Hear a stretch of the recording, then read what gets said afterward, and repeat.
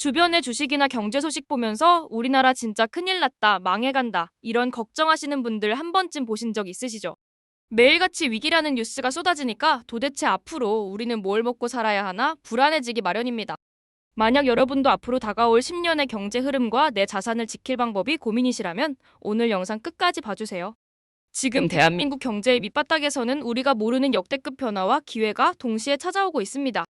실제로 작년 한 해 동안 우리나라 수출 총액이 사상 최대치인 7,097억 달러를 돌파했다는 사실을 아는 사람은 많지 않습니다. 지난 2018년에 수출 6천억 달러를 달성한 이후에 무려 7년 만에 1,000억 달러를 더 얹어서 벽을 깨부순 겁니다. 킬 1,000억 달러라는 금액을 지금 환율로 계산해보면 자그마치 우리 돈으로 1,000조 원에 육박하는 엄청난 규모입니다. 전 세계를 다 뒤져봐도 1년에 7천억 달러 이상 물건을 팔아서 수출하는 국가는 딱 8개 나라밖에 존재하지 않습니다. 그 중에서 단순 중개 무역을 하는 네덜란드와 홍콩을 빼고 나면 순수 제조 기반 수출국으로는 세계 6위권에 해당합니다. 미국이 사방에 높은 관세 장벽을 쌓고 전 세계를 상대로 무역 전쟁을 벌이는 최악의 상황 속에서 일궈낸 성과입니다. 미국의 관세 폭탄 충격 때문에 실제 미국으로 향하는 수출량 자체는 감소했지만 전체 수출 총량은 오히려 더 늘어났습니다. 미-중 갈등에 흔들리지 않도록 특정 국가에만 매달리던 수출 포트폴리오를 전 세계로 다변화하는 데 성공했기 때문입니다. 늘 하던 대로 관성에 이끌려 미국과 중국에만 의존하던 구조에서 벗어나 새로운 시장을 개척했다는 점이 핵심입니다. 하지만 주식시장을 보면 삼성전자나 SK하이닉스를 가진 사람만 배부르고 나머지는 소외되는 쏠림 현상도 분명히 존재합니다. 현재 대한민국 전체 수출에서 반도체가 차지하는 비중은 평균 20% 내외였지만 작년에는 가격 상승으로 24%까지 치솟았습니다. 올해 추세를 보면 반도체 한 품목이 전체 경제를 하드캐리하는 일극체제 현상이 훨씬 더 심해질 것으로 전망됩니다. 반도체라는 확실한 에이스가 있어서 든든하기도 하지만 리스크 분산이라는 포트폴리오 관점에서 보면 항상 불안 요소가 남습니다. 아시다시피 반도체는 사이클 산업이기 때문에 언제 다운턴이 찾아와 나라 경제 전체가 휘청일지 아무도 장담할 수 없습니다. 실제로 지난 2023년에 반도체 불황을 심하게 겪으면서 국가 전체 국세 수입이 급감하고 기업들도 큰 고통을 받았습니다. 전문가들은 다가오는 2028년쯤 다시 반도체 불황 주기가 찾아올 것으로 예상하며 경고등을 켜고 있습니다. 결국 반도체의 갑작스러운 다운턴이 찾아왔을 때 든든한 방파제 역할을 해줄 후보 주력 산업들을 빠르게 키워내야 합니다. 지금 현장에서 반도체의 뒤를 이어 빠르게 수출을 늘리며 방파제 역할을 자처하는 후보들이 속속 등장하고 있습니다. 최근 전 세계 시장에서 열풍을 일으키고 있는 K푸드, K뷰티, 그리고 방위산업인 K방산이 대표적인 주자들입니다. 원래 대한민국의 수출을 떠받치던 전통적인 기둥은 반도체, 자동차, 석유화학, 철강, 디스플레이, 조선 등이었습니다. 특히 나프타를 기반으로 하는 석유화학과 경유, 휘발유 같은 석유 제품은 놀랍게도 우리 전체 수출의 3, 4위를 차지합니다. 문제는 이 전통적인 주력 산업들이 대규모 공장 설비가 필요한 장치 산업이자 중국과 정면으로 겹치는 분야라는 점입니다. 중국이 거대한 자본력을 바탕으로 우리보다 수십 배 많은 물량을 시장에 무차별적으로 쏟아내면서 경쟁이 극에 달했습니다. 반도체와 자동차를 제외한 나머지 철강, 석유화학 등의 수출이 타격을 받은 이면에는 중국의 무서운 추격이 깔려 있습니다. 겉으로는 수출 7천억 달러라는 화려한 성과를 냈지만 밑바닥에서는 철강과 석유화학의 구조조정 위기가 동시에 진행 중입니다. 제조업의 기초가 되는 장치 산업들이 중국의 물량 공세에 밀려 무너지지 않도록 단단히 버텨내는 것이 당면한 과제입니다. 그렇다면 향후 10년 동안 대한민국의 미래를 책임지고 자본이 폭발적으로 쏠릴 핵심 산업 3가지는 과연 무엇일까요? 첫 번째 핵심 먹거리는 전 세계적인 인공지능 폭발 성장세와 맞물려 있는 AI, 인프라 및 전기 기기 산업입니다. 현재 AI 소프트웨어의 발전 속도는 눈부시지만 이를 뒷받침할 하드웨어와 전력 인프라는 턱없이 부족한 병목 상태입니다. 이 거대한 인프라 병목 구간을 통과하는 순간 관련 하드웨어 시장은 우리가 상상하는 것 이상으로 폭발하게 됩니다.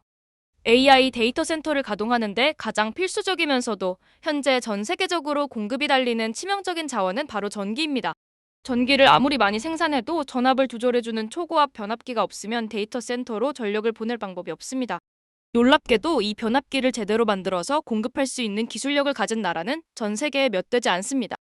국내 변압기 제조기업들이 미국 현지에 대규모 공장을 짓고 풀가동을 해도 밀려드는 글로벌 수요를 못 따라가는 상황입니다. 미국의 전력 부족을 해결하기 위해 원전 100기를 짓겠다고 선언했지만 미국 자체 기업의 힘만으로는 건설이 불가능합니다. 원자력 발전소를 하나 건설하는 데만 최소 10년이 걸리기 때문에 당장 밀려드는 전력 수요를 감당하기엔 역부족입니다. 지상에서 전력답이 안 나오자 대안으로 선박용 대형 엔진을 활용해 전기를 생산하는 고육지체까지 동원되고 있습니다. 배에 들어가는 발전용 엔진마저 품귀 현상이 일어났고 미국 전력업체들이 한국 조선사로 몰려와 계약을 체결하고 있습니다. 변압기, 전선, 데이터 센터 열을 식히는 공조장치 등 전력 하드웨어는 대한민국 기업들이 세계 최고 수준으로 잘합니다. 두 번째로 앞으로 10년을 먹여 살릴 거대한 기회는 우주항공과 조선 기술이 집약된 방위산업, 즉 K방산입니다. 냉혹하게도 전 세계적으로 지정학적 갈등과 전쟁 위기가 고조되면서 방산 시장의 규모는 강제적으로 커질 수밖에 없습니다. 현재 전 세계에서 이 정도 수준의 고성능 무기를 가장 빠른 스피드로 대량 공급할 수 있는 국가는 한국이 유일합니다. 러시아 우크라이나 전쟁과 중동 분쟁을 거치면서 한국 방산의 압도적인 납기 준수 능력과 준비 태세가 다시 입증되었습니다. 마지막 세 번째로 대한민국 경제의 새로운 기둥이 될 미래 핵심 산업은 바로 바이오 의약품 분야입니다. 바이오 산업은 천문학적인 투자 비용과 하드웨어 생산 능력이 핵심이라는 점에서 반도체 산업의 성장 경로와 소름 돋게 닮았습니다. 글로벌 대형 제약사들이 신약 개발과 설계에 집중한다면 이를 위탁받아 대량으로 생산해주는 전문 기업이 반드시 필요합니다. 이를 바이오 위탁 생산 및 개발, 즉 CMO와 CDMO라고 부르며 대한민국은 세계 최고 수준의 대량 생산 공장을 보유하고 있습니다. 과거 반도체가 제조 경쟁력으로 세계를 제패했듯이 바이오 제조 분야에서도 대한민국이 글로벌 표준으로 자리 잡아가고 있습니다. 정부는 이러한 자국 제조업 경쟁력을 바탕으로 향후 국가 전체 수출 목표를 1조 달러 시대로 설정하고 거침없이 질주 중입니다. 반도체 가격이 급등하는 슈퍼사이클의 파도를 제대로 타기만 한다면 조만간 수출 1조 달러 달성도 불가능한 목표는 아닙니다. 실제로 올해 초부터 매월 수출 신기록을 갈아치우고 있으며 하반기에도 이러한 구조적 상승세는 계속될 전망입니다. 전 세계에서 연간 수출액 1조 달러를 넘겨본 국가는 역사적으로 미국, 중국, 독일 등 단 3나라밖에 존재하지 않습니다. 대한민국이 이 꿈의 숫자인 1조 달러를 달성하려면 현장의 활력을 잃어가는 15대 주력 산업의 부활이 반드시 선행되어야 합니다. 다행히 한국 제조업의 가치와 생태계를 알아본 외국인 직접 투자 자금이 사상 최대 실적을 기록하며 국내로 쏟아져 들어옵니다. 글로벌 소재 부품 장비 기업들이 한국으로 오는 이유는 세계 최고의 수요 대기업인 삼성과 SK 바이오 기업들이 여기 있기 때문입니다. 단순히 규제가 적거나 인건비가 싸서가 아니라 한국이 가진 압도적인 부가가치와 고급 인력의 생산성을 보고 찾아오는 것입니다. 하지만 이 거대한 제조업 생태계를 유지하고 중국의 초저가 물량 공세를 이겨내려면 완전히 새로운 돌파구가 필요합니다. 그 유일한 돌파구로 정부와 학계가 사활을 걸고 추진하고 있는 핵심 전략이 바로 제조업의 AI 대전환 일명 맥스 프로그램입니다. 맥스 프로그램은 단순히 공장에 컴퓨터 몇 대 들이는 게 아니라 제조 공정 전체에 인공지능과 센서를 심는 작업입니다. 공장 라인 전체가 스스로 데이터를 모으고 판단하여 인간의 개입을 최소화하는 완벽한 AI 팩토리를 구축하는 것이 목표입니다. 궁극적으로는 사람이 한 명도 없이 로봇과 AI가 24시간 분량을 판독하고 스스로 정비하며 돌아가는 다크 팩토리를 지향합니다. 제조 공장은 업종마다 공정 방식과 환경이 전부 다르기 때문에 AI 소프트웨어처럼 일괄적으로 찍어낼 수 없는 영역입니다.